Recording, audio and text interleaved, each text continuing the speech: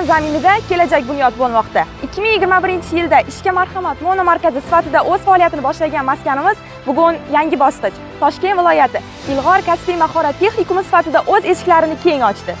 O'tgan davr mobaynida 8600 dan ortiq hamyurtimiz kasb-hunar egasi bo'lishdi. Tikuvchilikdan tortib robototexnikaga 26 dan ortiq yo'nalishda zamonaviy bilimlar ularga taqdim etilmoqda. Bugun bu yerda nafaqat ta'lim, balki hayotiy muvaffaqiyat sirlari ham qo'yilmoqda.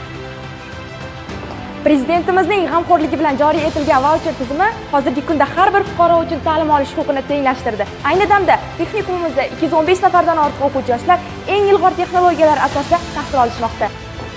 Ilg'or kasbiy mahorat texnikumi bu shunchaki ta'lim maskani emas, bu yerda o'qituvchilarning o'zi ham doimiy izlanishda.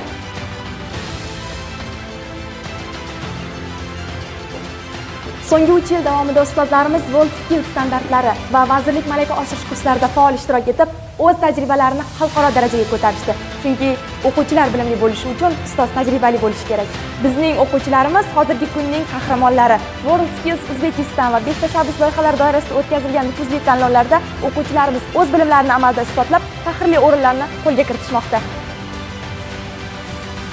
Albatta, bu ularning mehnati va texnikumimizda yaratilgan imkoniyatlar samarasi. Ma'lumot o'rnida aytish joizki, Toshkent viloyat Ilg'or kasbiy mahorat texnikumida 9-sinf bitiruvchilari uchun qabul jarayonlari davom etmoqda. Bulardan metallga ishlov berish, sanoat elektromontyori, moda va tikuv ishlab chiqarish texnologiyasi, suv ta'minoti va kanalizatsiya tarmoqlari, raqamli va smart maishiy texnika jihozlariga servis, grafik va dizayn texnologiyasi. 11-sinf bitiruvchilari uchun esa maxsus IT texnologiyalar servis muhandisligi bo'yicha professional darajaga chiqdi.